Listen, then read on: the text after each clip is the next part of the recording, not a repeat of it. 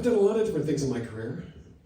All of my life, I've kept myself ridiculously busy in an effort to avoid facing what I ultimately had to do. Transition. I was avoiding me. It took decades for me to understand the feelings I had were steering me towards transitioning. Back in my day, there were no terms to describe the feeling or process. There wasn't Instagram, Facebook, or TikTok with countless stories of amazing transgender journeys. There was nothing to help me understand what I was going through. The word transgender didn't even exist back then. But even though I didn't know what was going on inside, I knew something was off. And then, can you hear me? The voice. When you're all alone inside your room, can you hear me? It was my voice, but it wasn't Can you me. hear me? It was her. Can you see me? Who was she? When you close your eyes and fall asleep, can you see me? What did she want? Can you see me? I will always love you. I could feel her goodness. I will always love you. She was trying to tell me something, All I know is what's true. but I didn't understand. I will always love you. I was so scared. Maybe I was too young. Maybe I wasn't ready to handle what she would bring. As I got older, it was like she was always there. Her voice grew in intensity. I could feel her thoughts, her desires. It was terrifying.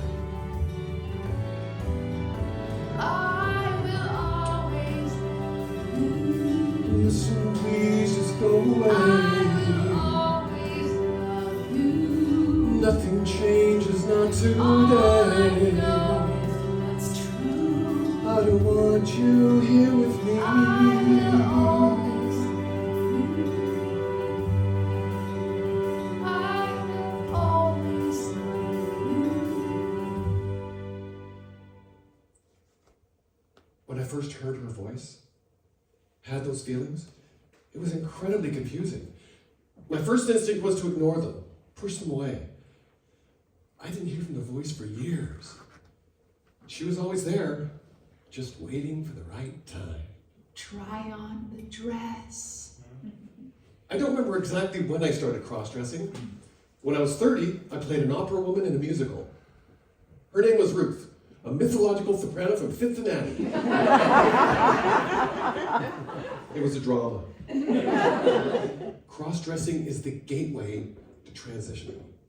A powerful obsession that's very hard to control. When I started trying on Sarah's clothes, it wasn't pre-planned. I didn't wait for her to leave the house and sneak into some forbidden world. I was just in our closet one day. Saw one of her cute summer dresses on a hanger and wondered what it looked like on me. So I tried it. It's perfect. Yes, it is. Perfect. Man, I feel like a woman. There is so much misinformation out there. I remember reading something about how people who transition often change their sexual preference.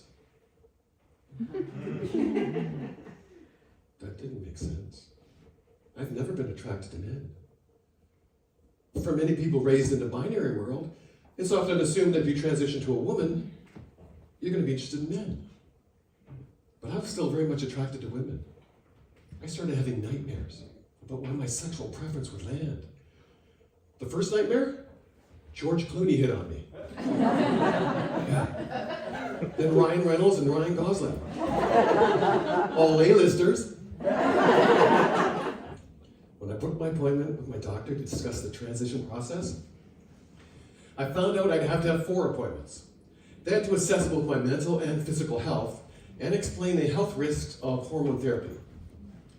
The doctor said my blood work is great, but because of my age, because of my age, if I decided to go ahead with transitioning, I would experience puberty and menopause simultaneously.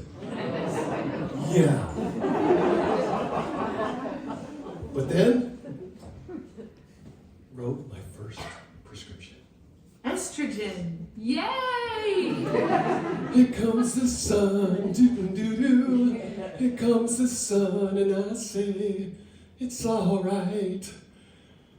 When you begin hormone therapy, it's like finally being able to breathe. I'm setting up our first Facebook account. When you have a new identity, you have to figure out your online presence. Most people are on Facebook. The plan was to create my new female page, then slowly migrate my friends from the old male page to the new one. I made a list of friends, and I was about to start reaching out when I started getting friend requests and messages from people I didn't know. I hadn't even started to friend my old friends. Hello, Hello? is it me you're looking for? Nope. Just too good to be true. Can't Hey. take my eyes off you. See me, Excuse me? feel me, I beg your pardon? touch me, No. feel me. Delete. A lot of people ask what the hardest thing about being trans is. How do you answer that question without getting too personal? There are a lot of everyday challenges. My physical safety is something I've had to adjust to. On hormones, I've lost about 40% of my core strength. It's just what's happening in my body. Without testosterone, I don't have the physical strength to defend myself the way I used to. And I just can't go anywhere in the world and expect to be safe and accepted. With the risk of death, some places are simply no-fly zones. I'm just beginning to experience something most women have had to deal with all of their lives. Real physical fear. When you transition, not everyone will be on board, and you may lose some people in your life. I'm so grateful I still have the girls. I have been pretty lucky, but I did lose a couple of very, very close friends and one segment of my family who have never really been okay with it. Not everyone has the capacity to understand this, and some people can't handle it at all. But it's not up to me to convince anyone else that they should be okay with my transition. My purpose is to live my life for me, and not for anyone else. What I feel matters. What you feel matters.